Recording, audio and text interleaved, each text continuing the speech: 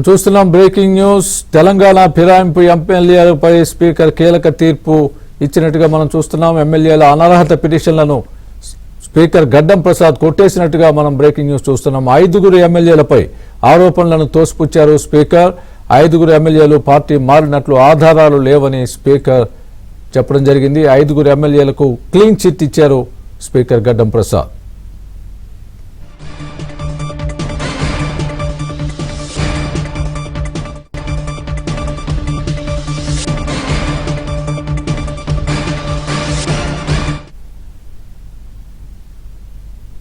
Telangana ఫిరాయింపు ఎమ్మెల్యేలపై speaker కీలక తీర్పిచ్చారు. తెలంగాణలో ఫిరాయింపు ఎమ్మెల్యేలకు సంబంధించి ఎలాంటి వాళ్ళు ఆధారాలు లేనట్టుగా స్పీకర్ ప్రకటించారు. వాళ్ళకి క్లీన్ చిట్ ఇచ్చినట్టుగా మనం చూస్తున్నాం. Breaking news. ఇదే అంశానికి సంబంధించి పూర్తి అప్డేట్ మా ప్రతినిధి సిద్ధార్థ్ చెప్తారు. లైవ్ లో ఉన్నారు. సిద్ధార్థ్, చెప్పండి. గడ్డం ప్రసాద్ స్పీకర్ ఎలాంటి తీర్పు ఇచ్చారు? దీనికి సంబంధించి ఇంతకు ముందు మీరు చెప్పినట్టుగా ఇక్కడ క్లీన్ చిట్ వస్తుంది, వీళ్ళందరి మీద ఎటువంటి ఆధారాలు లేవు అన్నట్టుగా వార్తలు వచ్చాయని చెప్పి మీరు చెప్పడం జరిగింది. అదేవిధంగా స్పీకర్ గడ్డం ప్రసాద్ కూడా చెప్పడం జరిగింది. మీ దగ్గర ఉన్న పూర్తి అప్డేట్ ఏంటి? ఎలాంటి విషయాల్ని పరిశీలించిన మీద ఈ తీర్పు వెలువరించారు? పూర్తి అప్డేట్ ఇవ్వండి. సో మొత్తానికైతే 10 మంది ఎమ్మెల్యేలో 5గురు ఎమ్మెల్యేలకు క్లీన్ చిట్ ఇచ్చారు స్పీకర్ గడ్డం ప్రసాద్. ప్రస్తుతం ఇంకా ఆయన స్పీకర్ ఛాంబర్లోనే ఉన్నారు. ఆ ఛాంబర్లో ఈ 5గురు ఎమ్మెల్యేలకు సంబంధించినటువంటి జడ్జిమెంట్ కాపీని స్పీకర్ గడ్డం ప్రసాద్ చదువుతూ ఉన్నారు. ఈ 5గురు ఎమ్మెల్యేలు అంటే బండ్ల కృష్ణమోహన్ రెడ్డి, అరకపూడి గాంధీ, గూడెం మైపాల్ రెడ్డి, తెల్లం వెంకట్రావు, ప్రకాష్ గౌడ్, ఈ 5గురు పార్టీ మారని చెప్పడానికి తగిన ఆధారాలు లేవనే విషయాన్ని స్పీకర్ గడ్డం ప్రసాద్ తన జడ్జిమెంట్లో పేర్కొన్నారు.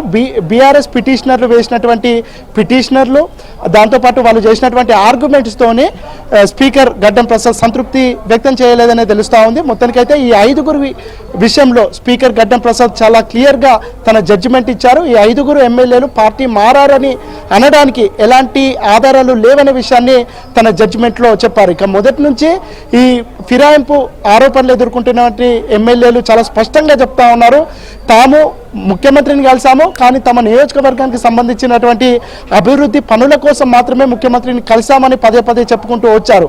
ఇక వాళ్ళు పార్టీ మారలేదనే విషయాన్ని కూడా వాళ్ళు పదే స్పష్టం చేసుకుంటూ వస్తున్నారు.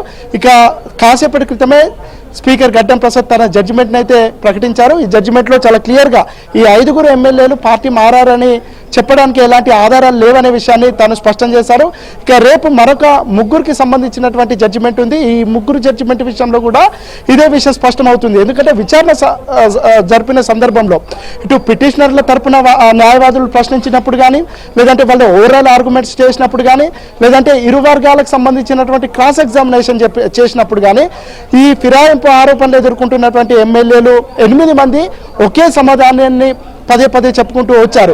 ఇటు క్రాస్ ఎగ్జామినేషన్లో ఏ క్వశ్చన్ అడిగినా వీళ్ళు మేము మాత్రం పార్టీ మారలేదనే విషయాన్ని పదే చెప్పుకుంటూ వచ్చారు.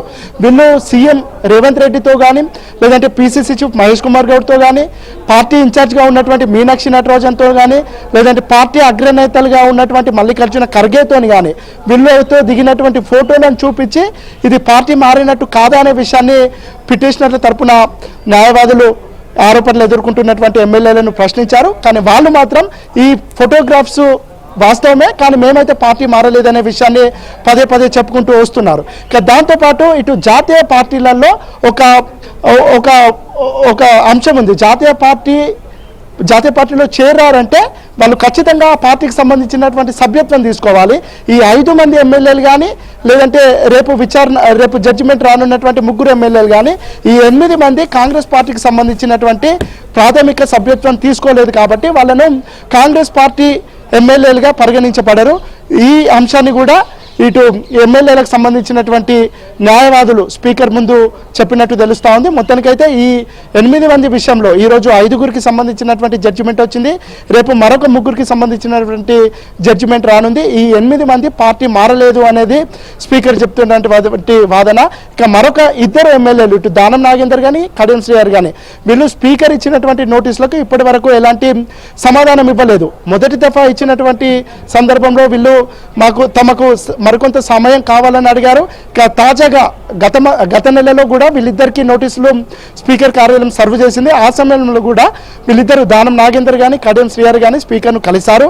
తాము ఆన్సర్ ఇవ్వడానికి తమకు మరికొంత సమయం కావాలని స్పీకర్కు అడిగారు. స్పీకర్ కూడా దానికి సానుకూలంగా స్పందించినట్లు ఇద్దరు ఎమ్మెల్యేలు చెప్పారు. సో ఈ నేపథ్యంలో ఈ 8 మందికి సంబంధించినటువంటి ప్రాసెస్ అయిపోయిన తర్వాత ఈ ఇద్దరు విషయంలో స్పీకర్ ఎలాంటి నిర్ణయం తీసుకుంటారో అనేది ఉత్కంఠగా మారింది. ఇక ఇద్దరు విషయంలో మరొకసారి వాళ్లకు నోటీసులు సర్వ్ చేసి ఒక సమయం ఇచ్చి టైం బౌండ్ ఇచ్చి వాళ్ళ నుంచి సమాధానాన్ని లేదంటే రిప్లైను వివరణను తీసుకుంటారా, లేదంటే స్పీకర్కు ఉన్నటువంటి డిస్క్రియేషన్ పవర్ని ఉపయోగించి వీళ్ళిద్దరిపైన ఏదైనా చర్యలు తీసుకుంటారా అనేది తేలాల్సి ఉంది. ఇటు కాంగ్రెస్ పార్టీకి సంబంధించినటువంటి నేతలు ముఖ్యంగా పిసిసి చీఫ్ మహేష్ కుమార్ గౌడ్ కానీ లేదంటే ప్రభుత్వ పెద్దలు కానీ పార్టీకి సంబంధించినటువంటి నేతలు కానీ పదే పదే ఈ విషయంపై చెప్పుకుంటూ వస్తున్నారు. వాళ్ళు పార్టీ మారలేదు, ప్రభుత్వంతో కలిసి అంటే ప్రభుత్వం చేస్తున్నటువంటి అభివృద్ధి పనులు కానీ సంక్షేమ కార్యక్రమాలు కానీ వీటికి మద్దతు ఇచ్చుకుంటూ వస్తున్నారు తప్ప తాము పార్టీలో చేరలేదనే విషయాన్ని చెప్పుకుంటూ వస్తున్నారు.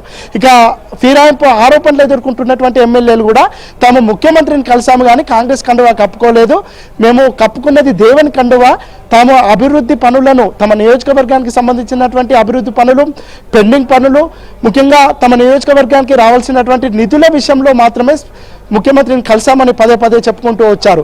ఇదే విషయాన్ని క్రాస్ ఎగ్జామినేషన్ సమయంలో కానీ లేదంటే ఓవరాల్ ఆర్గ్యుమెంట్స్ జరిగినటువంటి సందర్భంలో కానీ ఇదే సమాధానాన్ని పదే పదే చెప్పుకుంటూ వచ్చారు.